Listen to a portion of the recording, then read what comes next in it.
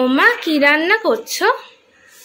আমি না বাবা আজকে পনির রান্না করছি। না পনির কেটে নিয়েছি, আফগানি পনির, খুব টেস্টি। এটাকে ছোট ছোট করে কেটে নেওয়া হয়ে গেছে। এবার এর মধ্যে দিয়ে দেবো লবণ।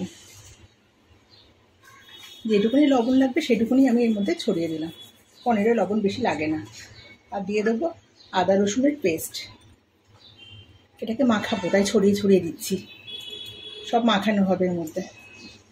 গোলমরিচ গুঁড়ো এর মধ্যে সামান্য একটুখানি ছড়িয়ে দেব, একদম অল্প করে ছড়িয়ে দিলাম। আর দেবো ধনেপাতা কুচি, এটাও ছড়িয়ে দেব। ধনেপাতাটা আমার একদম মিহি করে চপ করা হয়নি, একটু বড় বড় আছে, যাই হোক ভাজাই তো হবে।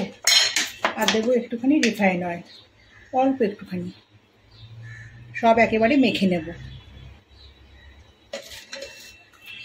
হাত দিয়ে ভালো করে সব মেখে নিচ্ছি। এদিকে কড়াইতে তেল গরম করতে বসাচ্ছি, এগুলো সব ভাজা হবে।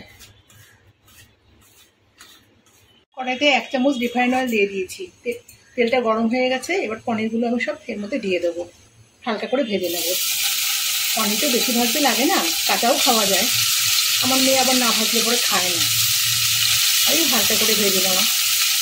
সব একসাথেই দিয়ে দিলাম। এই রান্নাটা না খেতে খুব সুন্দর হয়, খুব টেস্টি হয় আফগানি পনিরটা। এটা রুটি, লুচি, পরোটা, ফ্রাইড রাইস সব কিছুর সাথেই দারুণ লাগে, অসাধারণ খেতে হয়। নেড়ে চেড়ে হালকা করে ভেজে তুলে নেব। পনিরগুলো ভাজা হয়ে গেছে, এগুলো করে তুলে নেব। আমি এখানে 2 বড় সাইজের পেঁয়াজকে ছোটো ছোটো করে কেটে নিয়েছি, ধনেপাতা কুচিয়ে নিয়েছি, 2 কাঁচা লঙ্কাকে কেটে নিয়েছি, 4 কোয়া রসুন, ছোটো বড়ো মিলিয়ে 4 কোয়া রসুন, আর ওই 8-10টা কাজু বাদাম সব ওই কড়াইয়ের মধ্যে দিয়ে দিলাম। কড়াইয়ে তেল নেই বললেই চলে, একটুখানি নেড়ে নেবো, একটু নরম করে নেব। তারপরে এটাকে আবার ঠান্ডা করে ভেজে নেওয়া হবে।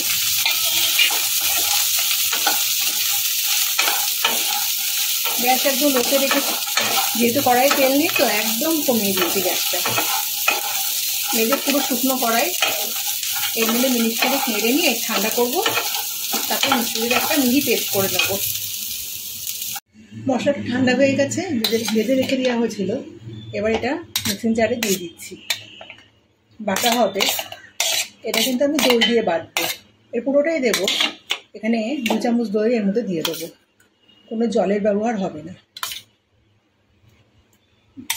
দই দিয়ে পুরো একটা মিহি পেস্ট এটাকে করে নেওয়া হবে। মশলাটাকে মিহি পেস্ট করে নেওয়া হয়ে গেছে। আর কড়াইতে 1/2 চামচেরও কম তেল দেওয়া হয়েছে, তেল দেখাই যাচ্ছে না। এই রান্নাতে তেল লাগে না, আর আমি এমনিতেই কম তেল দিয়ে রান্না করি। এবার ফোড়নে দেবো 3টে এলাচ, 3টে লবঙ্গ, 1 টুকরো দারচিনি আর 1টা তেজপাতা। তেল গরম হয়ে গেছে, ফোড়নটা দিয়ে দিলাম।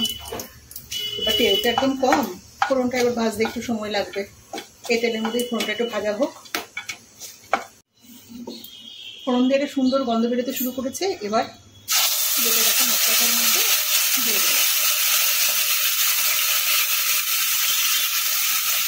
এর মধ্যে মিক্সিং জারে একটু জল দিয়ে দেবো, অনেক মশলা লেগে আছে। জল দিয়ে গুঁড়িয়ে করে আবার ওটাকে দিয়ে দেবো এর মধ্যে। একটু নেড়ে চেড়ে নিচ্ছি। এরপরে এর মধ্যে এবার কিছু গুঁড়ো মশলা এর মধ্যে অ্যাড করবো। দিয়ে দেবো ছোটো চামচের 1 চামচ ধনের গুঁড়ো, জিরের গুঁড়ো দেবো সামান্য একটুখানি জিরের গুঁড়ো। আর যেহেতু আমি গোলমরিচ গুঁড়ো মাখিয়ে পনিরটাকে ভেজেছি, তাই সামান্য একটুখানি 1 চিমটি গোলমরিচের গুঁড়ো দেবো। আর দেবো একটুখানি কসুরি মেথি। কসুরি মেথিটা হাতে তালুতে ঘষে দিয়ে দেবো, এটা কিন্তু ভাজা ভাজা করবো না। এবার এটা ভালো করে নাড়বো মশলাটাকে। মিক্সিং জারটার মধ্যে জল দিয়ে ধুয়ে সেই জলটা এর মধ্যে দিয়ে দিলাম। এটাকে ভালো করে ফুটতে দেবো। আর এর মধ্যে লবণ আর চিনিটা এখন অ্যাড করব। মশলার মধ্যে কিন্তু লবণ আর চিনি দেওয়া হয়নি। প্রথমে দিয়ে দেবো চিনি, সামান্য 1 পিঞ্চ চিনি।